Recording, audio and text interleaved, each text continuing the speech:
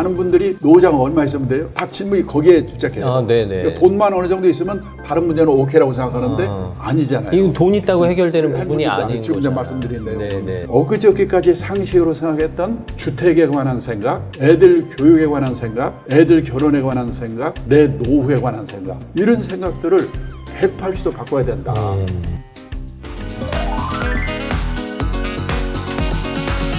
안녕하십니까, 김재훈입니다. 여러분의 건강한 삶을 도와드리겠습니다. 요즘 오래 사는 게 무섭다, 이렇게 말씀하시는 분들이 계십니다. 자산에도 수명이 있다면 그 자산 수명이 내 건강 수명보다 길었으면 좋겠다, 이런 바람도 나오는데요. 오늘 이런 이야기 나눠보겠습니다. 행복백세 자산관리연구의 강창희 대표 모셨습니다. 어서 오십시오.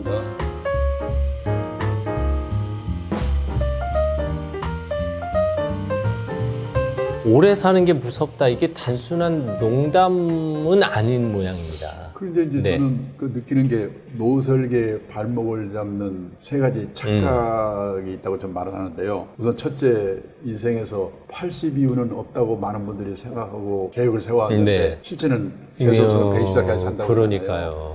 재수 없으면이라는 표현까지 붙을 정도. 우리가 이제 보통 평균 수명에서 내 나이 뺀 만큼 앞으로 더 살겠지 이렇게 생각을 하는데 그게 아니고 보통 우리가 상식은 뭐냐면 5명 중에 1명이 살아남을 확률 연령, 그걸 20% 생존 확률 연령까지 산다고 생각하고 노후 준비하는 게 상식이거든요. 네, 그럼 평균 수명보다 더 길어지는 거죠. 그러면요, 1980년생의 경우에 금년에 만 45세인데 20% 생존 확률 연령이 남자가 100살, 여자가 102살이에요. 아, 실제로? 그러니까 일단은 그렇게 산다고 생각하고 노후 준비를 하는 게 상식이에요. 노후 준비라는 게 100% 확률로 하는 게 아니잖아요. 그다음에 또 하나 많이 하는 게 뭐냐면 최빈 사망 연령이라고 그러죠. 가장 많이 돌아가시는 나이. 그게 지금 우리나라 92세라고 그러거든요. 요즘은 뭐 상가를 가봐도 90대가 적지 그러니까 않죠. 92세 이때까지는 산다고 생각하고 노후 준비를 해야 되는 거예요. 그러면 이제 50대 후반들도 90대는 넘을 것이다라는. 그러니까는 우선 그런 각오를 해야 되는 게 하나고요. 두 번째, 어느 날 갑자기 조용히 세상을 떠날 거라고 생각하는데 아니잖아요. 그렇죠. 저도 벌써 이제 7, 8년 전에 어머니 돌아가셨는데 2, 3년 고생을 하셨는데 많은 분들이 짧게는 2, 3년, 길게는 10년 정도를 앓으면서 돈 문제, 외로움 이런 거로 고생하다 가거든요. 저는 저희 어머니를 보면서 자기 발로 화장실만 걸어 다니다가 세상 떠나도 얼마나 좋을까. 그럼요. 존엄에 관계되는 문제거든요. 그런 문제가 있고 그다음에 이제 이렇게 보니까 돈만으로 해결되지 않는 게 뭐냐면 그 일본에서 개호 난민, 개호 대란 이런 얘기를 이제 듣고요. 뭔가를 봤더니 베이비붐 세대가 후기 노령기에 대부분 들어가면은 그때는 문제가 생기는 거예요. 근데 돌봐줄 시설이 마땅치가 않고 돌봐줄 사람이 없기 때문에 개호 난민, 개호 대란인데 지금 우리는 아직 고령사회 그러지만은 베이비붐 세대가 후기 노령이 아직 안 들어가 있거든요. 그러니까 들어가게 되면은 이제 우리나라가 큰 문제가 생길 거예요. 초고령 사회가 되면 후기 노령기라는 게 75세 이후거든요. 그때 가면은 저도 70대 후반이 되니까 여기저기 아프기 시작해요. 그러면은 시설이 그런 데가 마땅치가 않아요. 그다음에 돌봐줄 사람이 없어요. 지금 우리나라 중국 동포가 와서 도와주는 분들이 40% 정도 차지하거든요. 비중이 높아졌군요. 이분들이 안 오시게 되면은 이제 문제가 더 우리 심각해질 거예요. 앞으로 그래서 이런 그 개호 난민, 개호 대란 이야기가 이제 일본 얘기가 아니고 이제 우리의 얘기로 닥쳐오고 있다는 게 하나고요. 또 하나는 일본에서 보니까 외곽에서부터 가게가 없어지는 거예요. 그래가지고 그 구매 난민이라고 하거든요. 근데 지금 그게 남의 얘기가 아니고 우리도 이제 머지않아 그런 문제가 생길 거고요. 근데 얼마 전에는 우리 노인분들 모임이 있었는데 끝나고 나니까 한 분이 산부인과 의사인데 부자예요. 저 길 건너서 택시 잡으려고 20분 정도를 손들고 이러고 있는 거예요. 그러니까 이게 안 되는 거고. 그러니까 모바일 폰을 그다음에 또 하나는 못하시니까. 면허는 반납했고. 그 일본에서는 교통 난민, 이동 난민이라고 하거든요. 그러니까 개호 난민, 그다음에 구매 난민, 그다음에 이동 교통 난민 여기 앞으로 또 무슨 문제가 생길지 모르거든요. 그게 이제 주로 노년층에게 붙는 노년층 난민이란 되면서 단어예요. 생기니까 이런 일이 생기니까 네. 오래 사는 게 무섭다는 게 그런 문제거든요. 이동 교통난민은 우리도 이제 적용이 되는 것 같아요. 사실 거리에서 택시 못 잡거든요. 돈으로만 되는 게 아니거든요. 많은 분들이 노후자금 얼마 있으면 돼요? 다 질문이 거기에 집착해요. 네네. 그러니까 돈만 어느 정도 있으면 다른 문제는 오케이라고 생각하는데 아니잖아요. 이건 돈 있다고 해결되는 부분이 아닌 지금 거잖아요. 제가 말씀드린 내용은 네네네. 94세 그분이 일주일 그렇게 살다가 일요일 날 교회 나와서 위로를 받고 싶은데 네. 상대해주는 사람이 없어요. 외로워요 그러다. 외로워요. 그런 문제가 앞으로 심각한 문제예요. 남의 얘기가 아니에요. 뭐 우리 모두가 경험하게 될 네.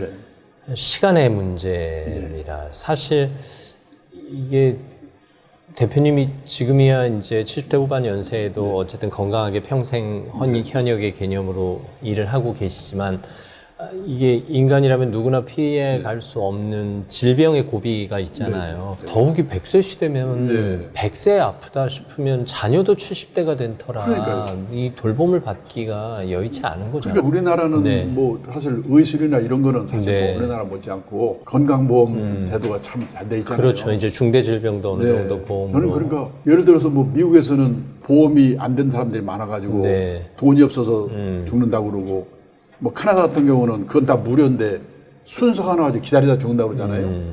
그런 면에서는 좀 의료 대란이 있기는 있었지만 또 우리나라만큼 이렇게 병원이나 이런 거에 그래서 이렇게 하는 나라가 없으니까 그런 문제는 없는데 상대적으로 또 요양보호 시스템도 잘 돼 있어서요. 근데 이제 결국 노후에 둘만 남았거나 혼자 있었을 때 그 아플 때 가족들은 또 멀리 가 있고 그럴 경우에는 누가 와서 돌봐줄 건가 이런 문제가 참 심각한 문제 같아요. 네, 결국은 내 건강 수명 이상의 자산 수명이 필요하다는 그러니까 이제 얘기인데요. 자산 아주 부자들은 뭐 상관이 없지만 뭐 그렇겠죠. 보통 사람들의 경우에는 6억 1,400만 원에서 부채 빼고 집값 빼니까 8,400만 원 남는 평균 자산, 평균이 네, 대한민국 평균. 그러니 무슨 돈으로 저기 할 거란 말이죠. 예를 들어서 건강만 하다면 나가서 뭔가 일을 해서라도 평생 현역의 개념으로 좀 생활이 버틸 수가 있는데 아프기까지 하게 되면은 정말 그 보통 문제죠. 자산 수명은 뭐 급격히 줄어들겠죠. 건강하지 못한 노후를 대비하기 위해서라도 건강할 때 평생 현역의 개념으로 일자리를 갖고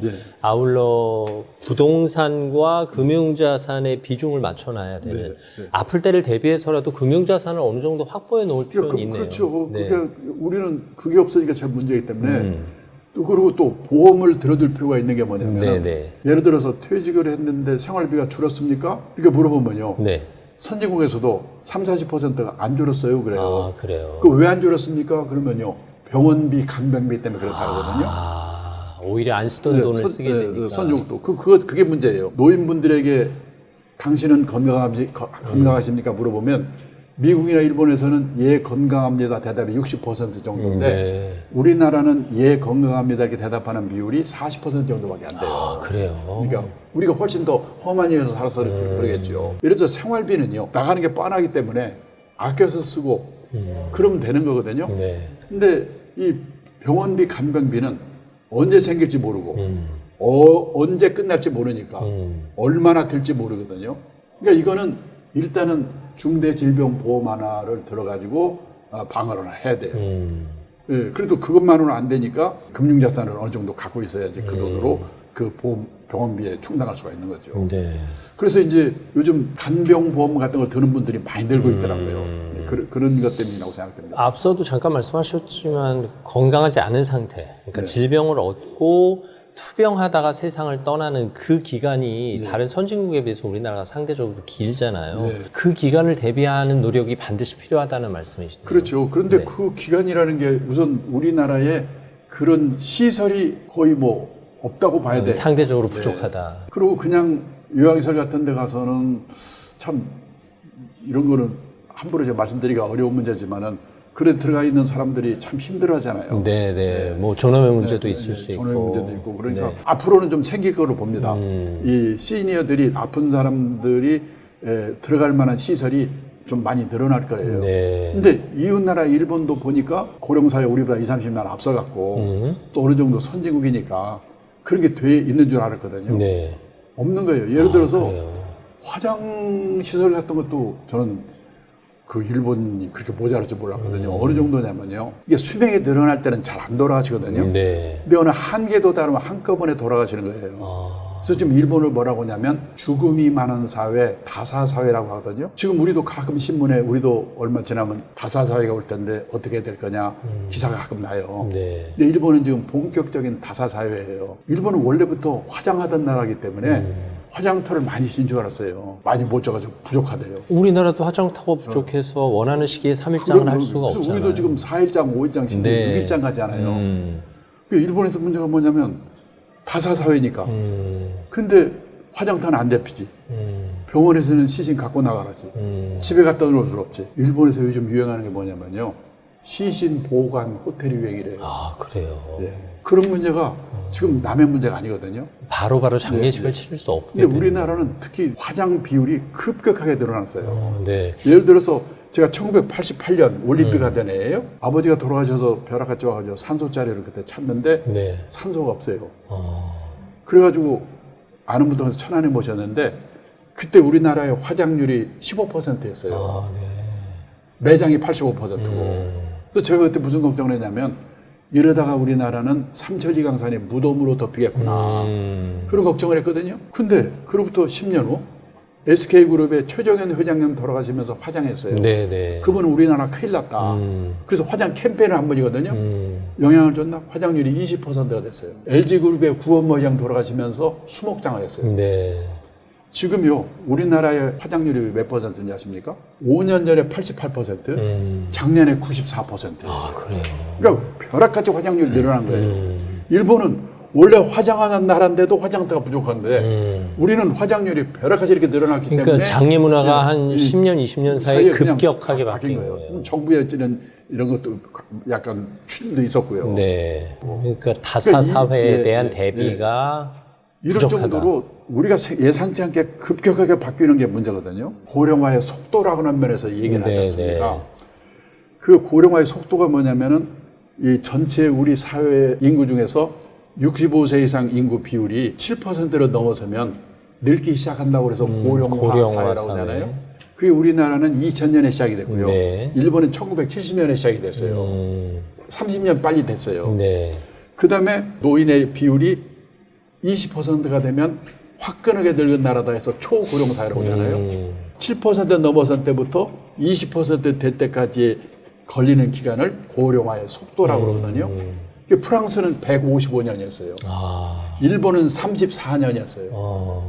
그래서 4배, 5배의 속도로 일본이 그렇게 가기 때문에 적응을 못하고 30년 저 고생을 했거든요. 근데 우리는 더 화끈해요. 청년 연말에 갔잖아요. 24년에 갔잖아요. 네. 그러니까 프랑스 같은 나라는 155년 동안에 서서히 적응을 해가면 돼요. 우리나라는 24년 동안에 총알같이 적응하지 않으면 큰 문제가 생긴다. 그래서 엊그저께까지 상식으로 생각했던 일에 관한 생각, 네. 주택에 관한 생각, 애들 교육에 관한 생각, 애들 결혼에 관한 생각, 내 노후에 관한 생각 이런 생각들을 180도 바꿔야 된다.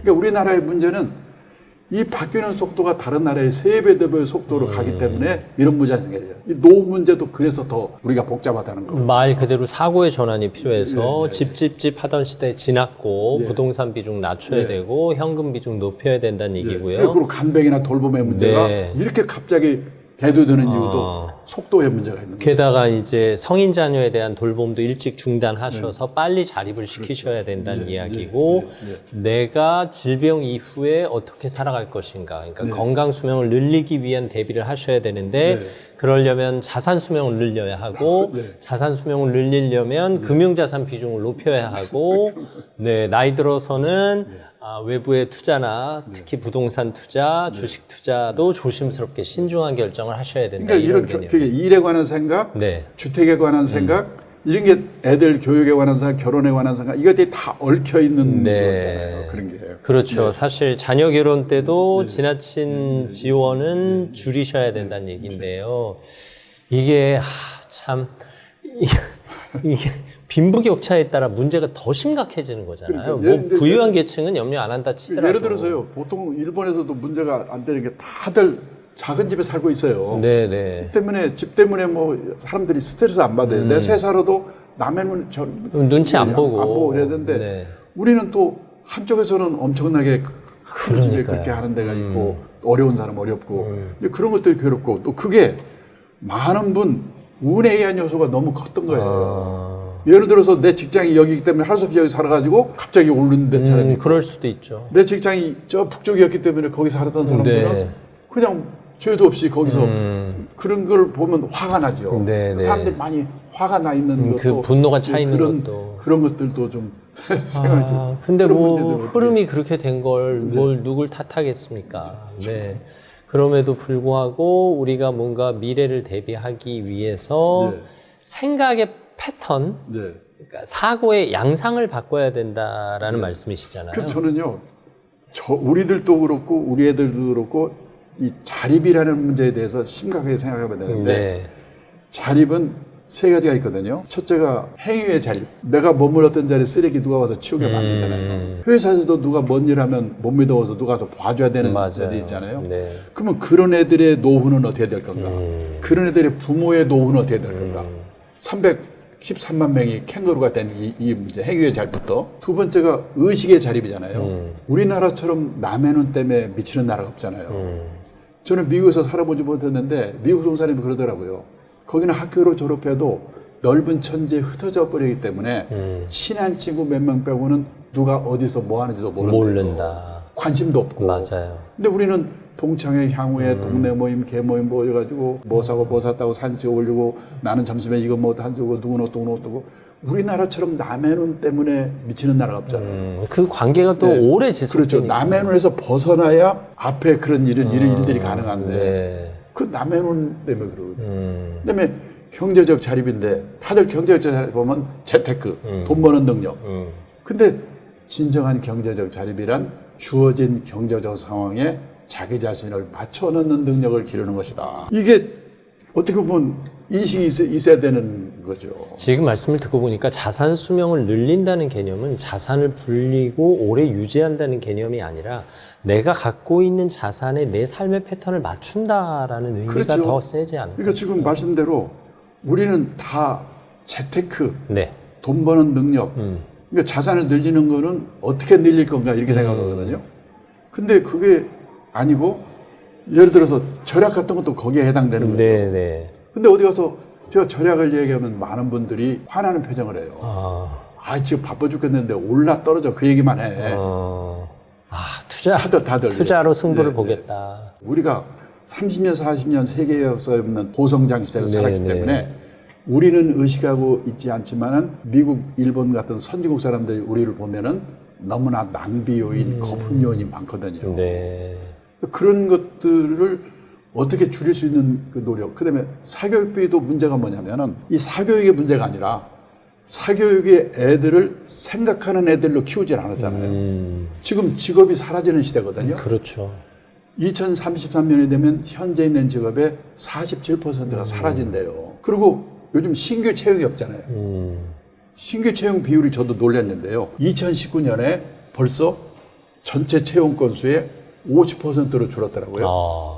2023년에 50%가 23%로 줄었어요. 요즘 신규 채용이 없잖아요. 없죠. 정기 채용은 사라진 지 오래됐죠. 그럼 이럴 때는 어떻게 해야 되냐? 고성장 시대에는 신규 채용이 많았기 때문에 과육 공부해서 좋은 대학 들어가서 취직하면 됐거든요. 네.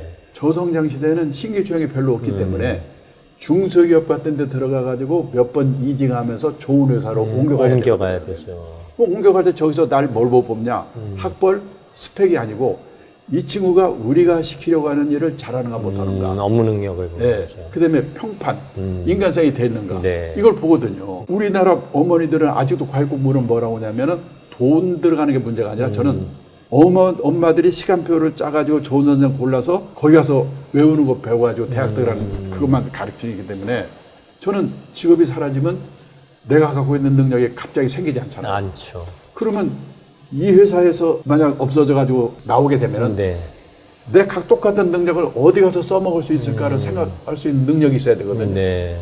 근데 어머니들이 사교육비를 너무 많이 지출했기 때문에 돈이 자기 노후 자금 할 거를 들어간 것도 문제지만은 애들을 생각하는 능력을 박탈하는 게 문제라고. 자기 주도 능력을 전혀 키워주지 없어요. 않았기 예. 때문에. 근데 지금 그런 문제가 앞으로 심각하게 좀 네. 등장이 될 것 같아요. 네.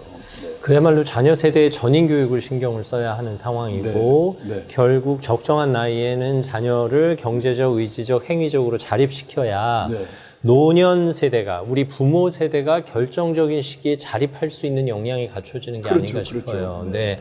안 그러면 서로 의존적이 되다 보면 서로의 삶이 무너지지 않을까 싶어서 자녀들은 자녀대로 빨리 독립을 시켜야 네. 우리 부모 세대가 제때에 자녀에게 의지하지 않고 네. 독립된 풍요로운 삶을 유지할 수 있다. 이런 개념이군요. 그렇죠. 자산 수명을 늘리기 위해서는 네. 우선 건강 수명이 늘어야 되잖아요. 네. 아프면 돈 말하잖아요. 그다음에 자녀 리스크에서 벗어나야 되잖아요. 맞습니다. 내가 아무리 돈을 많이 갖고 있어도 자식이 이렇게 되면 방법이 그럼요. 없으니까. 네. 그러니까 그런 문제들이 겹쳐 있기 때문에 내가 돈이 또 아무리 많아도 부동산만 갖고 있는데 일본과 같은 부동산 하락 현상이 나타나면은 그 자산이 아무 의미가 없는 뭐 거예요. 환경 요인이 그렇게 네. 바뀐 거니까요. 근데 다들 뭐냐면 어떻게 하면 빨리 집을 사서 집을 늘릴 거냐? 어떻게 하면 재테크해서 할 거냐? 저는요.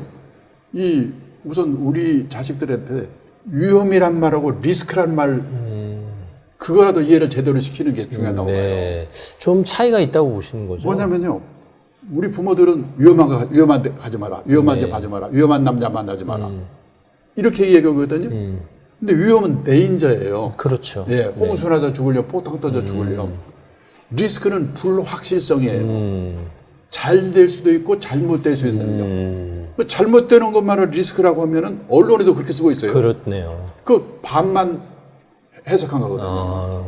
옛날에는 어느 직장 들어가면 평생 보장이 됐어요. 그 다음에 예금하면 10몇 % 이자 주었어요. 그렇죠. 그 다음에 그 결혼도 어떤 남자하고 결혼하면은 그 큰 문제가 없었어요. 네. 근데 요즘은 직업이 사라져서 평생 다닐 거라고 생각했던 남자가 잘렸어요. 네. 그 이혼이 생기잖아요.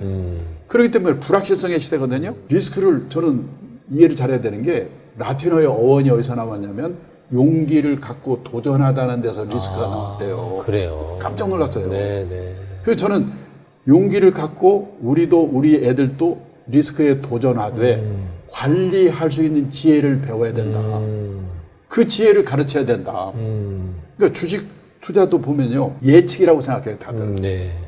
예측을 잘하는 게 주식 투자라고 생각하는데 예측은 하지만 그거는 100% 마치라는 보장이 없거든요. 불확실하니까. 네.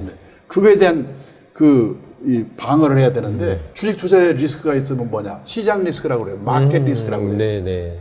그다음에 개별 종목 리스크라고 두 가지가 있어요. 이걸 방어하면 돼요.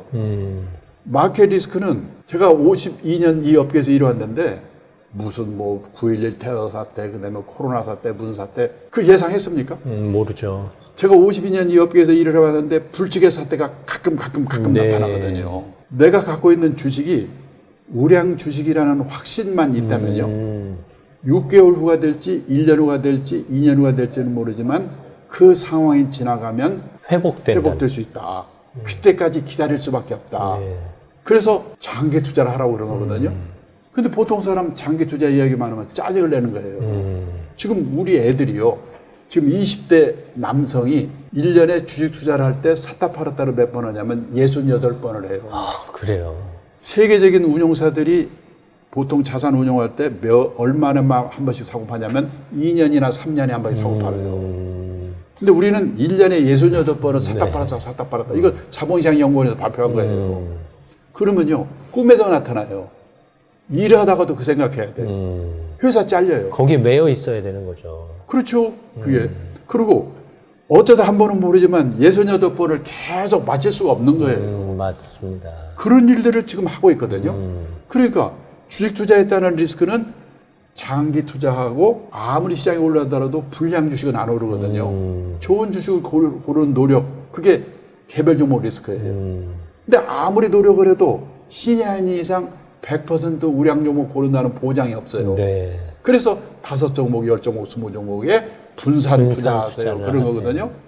근데 너무나 당연한 공자 말씀이니까 장기 투자, 분산 투자 이야기하면요. 벌써 그다음부터 안 들어요. 얼마나 힘든지 몰라요. 이런 말을 듣게 하는 게 이렇게 해야 되는데. 그러니까 저도 제 아내도 주식 투자하고 있거든요. 네네. 약속만 딱 해서 하는 거예요. 갖고 있는 우리 자산에 10%를 넘어가지 마라. 아무리 말해도 20%를 넘어가지 마라. 그래야지 기다릴 수가 있는 거 아니에요. 네, 그렇죠. 꾼돈이 아니어야지. 우량 주면 언젠가 회복된다는 회복되니까. 믿음이 있으니까. 그러니까 기다릴 수가 있는 거예요. 네, 네. 갖고 있는 그 자산을 이렇게 나누어서 한다는 거 이런 얘기를 해야 되는데 그런 얘기하면 사람들이 경청을 하고 그래서 저는 과제가 뭐냐면 어떻게 하면 당연한 얘기를 우리 투자자분들이 경청해 줄 수 있을까. 네. 우리 교회에서도 5,000년 전에도 이웃을 사랑하라고 목사님들은 그랬잖아요. 네. 근데 안 됐잖아요. 그러면 듣게 하려면 어떡하냐. 예화나 사례나 이런 거를 자꾸 이용해서 듣게 하고 실천하게 만드는 게 중요한 거거든요. 네. 주식 투자도 마찬가지예요. 장기 분산 투자를 우리 투자자들이 어떻게 하면 할 수 있을까? 그것만 생각하고 있어요. 장기 분산 투자가 자산 수명을 늘리는 지름길이 될 그렇죠. 수도 있겠네요. 네. 어떻게 보면 자산 수명의 플러스 요인만 너무 연연해하기보다 마이너스 요인을 최소화시키는 방법이 그러니까 자산 수명을 늘리는 게 말씀대로 일을 하는 것도 늘리는 네, 방법이고 그렇죠. 그러면 또 건강하니까 또 늘리는 건강 수명이 길어야 자산 수명이 길어질 거예요. 또 외롭지 않으니까 풍요로운 삶이 그리고 약속되고. 부동산에 몰빵되어 있지 않아야 네. 무슨 일이 나더라도 자산 수명을 늘릴 수가 있는 거죠. 그러니까 자산 수명을 늘리기 위해서는 재테크를 잘해서 불리는 것만 생각을 하거든요. 네. 건강 수명은 내 마음대로 되는 건 아닙니다. 하늘의 그렇죠. 순리죠. 예, 그리고 자연의 순리죠. 그건 알 수가 없는 거예요. 그래서 사실- 그거는 보험하고 그다음에 중대질병보험을 네. 하고 그리고 그런 일이 됐을 때 어떻게 내가 대처할 건가 그런 생각을 하는 수밖에 없어요. 위기 대응에 대한 대비책을 마련해 두시고 자산 수명은 부동산 비중과 현금 비중을 1대1로 맞춰 두시고 그리고 플러스 요인에 연연해 하기보다는 마이너스 요인을 최소화시키는 절약이라는 단어로 승부하시면 되겠습니다.